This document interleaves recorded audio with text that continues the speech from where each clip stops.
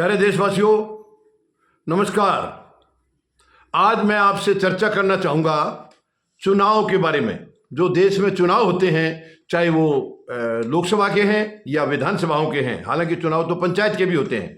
चुनाव के बारे में यानी संतोष मलिक जी जो मतदाता जागृति संगठन की राष्ट्रीय अध्यक्षा हैं, उनका मेन मकसद मतदाता जागृति संगठन, जैसे कि नाम से आपको क्लियर है कि मतदाताओं के जागृति के लिए, मतदाताओं को जागरूक करने के लिए ये संगठन बना है। और ये इनकी बहुत गंभीर चिंता है। संतोष मलिक जी का पूछना है कि अगर चुनाव निष्पक्ष नहीं हो तो क्या चुनाव की जरूरत है देश में? ये बहुत बड़ा सवाल है, बहुत बड़ा सवाल है। आपको गौर करनी होगी, इसके ऊपर पूरा विचार करना पड़ेगा गंभीरता से। अब देश में चुनाव इस वक्त माहौल जो है, आप देख रहे हैं, निष्पक्ष चुनाव कहीं भी नहीं हो रहे हैं। निष्पक्ष चुनाव नहीं हो रहे हैं। देखिए, धांधलियां तो पहले भी होती रहती थी इस देश में। 77 साल से, जब से भारत आजाद हुआ है, तब से यहाँ गलत काम तो सरकारें करती रही हैं। लेकिन वर्तमान में जो केंद्र में सरकार है, करीब 11 साल से, इन्होंने तो सारी हदें पार कर दी हैं। धज्जियां उड़ा दी इन्होंने तो, अनुशासन की भी, लोकतंत्र की भी, सब धज्जियां उड़ा के रख दी हैं। ये केवल सत्ता के दम पर, सत्ता के बल पर चुनाव जीतना चाहते हैं, धांधली करके।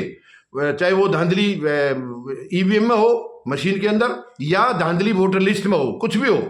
अगर धांधली करनी है और सत्ता पक्ष आज जो है वो केवल तानाशाह की तरह बैठा है, तो फिर चुनाव कराने की जरूरत क्या है? आप तानाशाह हैं तो तानाशाही पूरी कर दीजिए कि कोई चुनाव होगा नहीं देश में। जनता जो भी है, जनता से होगा तो कर लेंगे, नहीं होगा तो चुपचाप सहते रहेंगे। चुनाव का कोई मकसद नहीं रह जाता है अगर उसमें जरा सी भी धांधली होती है। निष्पक्ष चुनाव नहीं तो चुनाव का कोई मीनिंग नहीं है। तो आप सत्ता में बैठे हैं, आप ईडी आपका टूल है, सीबीआई आपका टूल है, इनकम टैक्स आपका टूल है, जितनी भी संवैधानिक संस्थाएं हैं वो सब आपका टूल है। आप टूल के तौर पर अपोजिशन के खिलाफ उसका इस्तेमाल कर रहे हैं। मैं ये नहीं कह रहा हूं कि अपोजिशन गलत करे तो उसको आप मत करिए, बिल्कुल प्रताड़ित करिए, सजा दीजिए उनको, लेकिन अपने अंदर भी झांकिए। आप कितने पाक साफ हैं वो भी देखिए, खुद को भी देखिए। कानून की नजर में सब बराबर हैं। अगर दोषी सत्ता पक्ष का है तो भी सजा मिले, विपक्ष का है तो भी सजा मिले। ये गलत है जो आज हो रहा है। यानी आज सत्ता पक्ष अपने आप को ये दिखा रहा है कि ये तो बिल्कुल एकदम से ऐसे ईमानदार धरती के ऊपर और कहीं मिलेंगे नहीं, ऐसे अपने आप को पेश कर रहा है। जबकि आपके अंदर क्या है वो सब जनता को मालूम है, सब मालूम है। और कोई दूसरी सत्ता जब आएगी तो आपको पता भी चलेगा। ये जो टूल हैं, ये टूल का इस्तेमाल दूसरे भी कर सकते हैं, और वो टूल का इस्तेमाल नहीं करेंगे जायज तरीके से ही। आपके खिलाफ तो बहुत सारे सबूत हैं।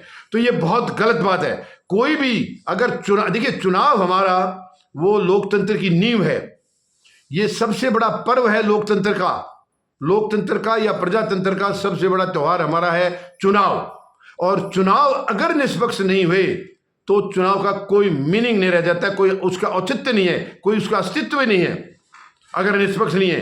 चुनाव निष्पक्ष होना चाहिए। चुनाव में देखिए, आपकी एक वोट, पहली बात तो आप देखिए, बाबा साहब अम्बेडकर ने संविधान में जो दिया है अधिकार, वो एक वोट का बराबर अधिकार है। चाहे देश का सबसे गरीब आदमी है, चाहे देश का सबसे रईस आदमी है, उसके वोट की कीमत उतनी ही है, बराबर है। ये बहुत बड़ी बात है। तो आप अपने वोट की ताकत को पहचानिए। उस ताकत के दम पर आप इनको नकार दीजिए, जो धांधली करते हैं उनको नकार दीजिए। आपको कोई कड़ा कदम उठाना पड़ेगा। राजनीतिक दल जो सत्ता में आता है वो अपनी चलाता है, दूसरा होगा वो फिर तड़पता है। लेकिन जनता को ये सोचना होगा, ये 140 करोड़ 142 करोड़ लोग हैं, देश इनका है, उनका नहीं है देश।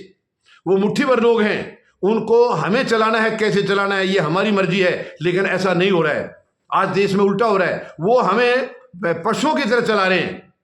अपनी हाथ में जो है डंडा लेकर के पशुओं की तरह वो जनता को चला रहे हैं। ये बिल्कुल एक्सेप्टेबल नहीं है, मंजूर नहीं है। ये किसी भी तरीके से जनता को ये मंजूर नहीं करना चाहिए। और धांधली को रोकने का, देखिए, माननीय सर्वोच्च न्यायालय का फर्ज बनता है। माननीय सर्वोच्च न्यायालय का ये दायित्व है, संविधान के वो कस्टोडियन है। संविधान की रक्षा करना माननीय सर्वोच्च न्यायालय का दायित्व है, उनका फर्ज है।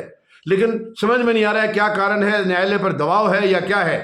ठोस वहां से निर्णय आ नहीं रहे हैं। पिछले काफी समय से ठोस निर्णय नहीं आ रहे हैं। आपने देखा होगा, मैं किसी को क्रिटिसाइज नहीं कर रहा हूं।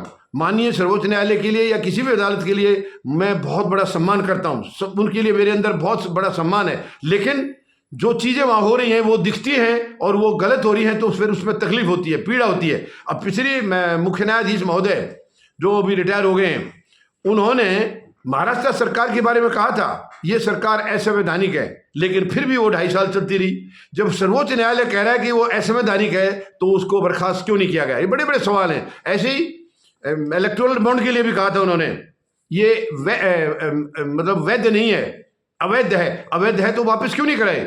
केवल इतना कहने से थोड़ी काम चल जाएगा। वो अवैध है, नाजायज है, गलत है, असंवैधानिक है, ये कहना तो ठीक है, वो फैसले में आ गए, लेकिन उसका आगे रिजल्ट क्या हुआ?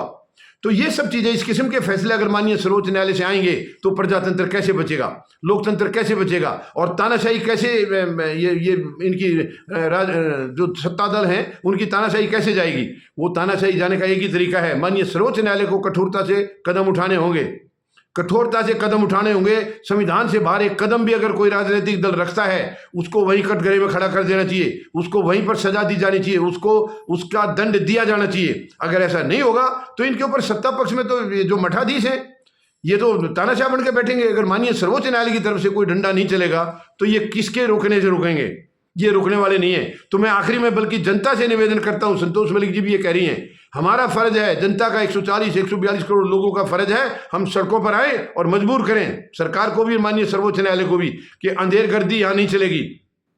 हम बिल्कुल भी ऐसी अंधेरगर्दी नहीं होने देंगे। चुनाव निष्पक्ष नहीं है तो प्रजातंत्र खत्म हो जाएगा, हमारा कुछ नहीं बचेगा। भारत दुनिया का सबसे बड़ा लोकतांत्रिक देश है, लेकिन चुनाव प्रक्रिया की वजह से ये लोकतांत्रिक टिका हुआ है। चुनाव ही हमारे अगर हाईजैक हो जाएंगे तो क्या बचा हमारे पास? तो मैं आपसे निवेदन करता हूं, हमें खड़े होकर के ये एक त्रासदी है, ये बीमारी है, ये इस बीमारी का हमें मुकाबला करना होगा। किसी भी हालत में चुनाव को निष्पक्ष कराने के लिए हमें कदम बढ़ाना होगा, जनता को कदम बढ़ाना होगा, जनता को सड़कों पर आना होगा। शांतिपूर्ण तरीके से सड़कों पर आएंगे, विरोध करेंगे, माननीय सर्वोच्च न्यायालय को भी एहसास दिलाएंगे कि ये बहुत ही गंभीर विषय है और इसके ऊपर तुरंत फैसला होना चाहिए। क्योंकि चुनाव आयोग तो बिल्कुल पूरी तरह शामिल है इसमें जो गंदगी मची हुई है आज, चुनाव आयोग इसमें शामिल है। ये शर्म की बात है। संवैधानिक संस्था चुनाव आयोग इंडिपेंडेंट बॉडी है, चुनाव निष्पक्ष कराना उनका दायित्व है, लेकिन वो अपने दायित्व से भाग रहे हैं। हालांकि ये चीजें इन दी लॉन्ग रन ये उन्हें भी कहीं ना कहीं इसका खामियाजा भुगतना पड़ेगा, वो शायद अब नहीं समझ रहे हैं। आने वाले समय में उनको भी इसका जवाब देना होगा। जवाबदेही किसी की बचती नहीं है। लेकिन मैं जनता से फिर एक बार अपील करता हूं, निवेदन करता हूं, हमें कड़ाई से इसका विरोध करना होगा और ये हमें इंश्योर करना होगा कि चुनाव हमारे देश में कभी भी साजिश के तहत ना हो, निष्पक्ष हो। उम्मीद है आप जरूर मेरी अपील पर अमल करेंगे। धन्यवाद। जय जवान,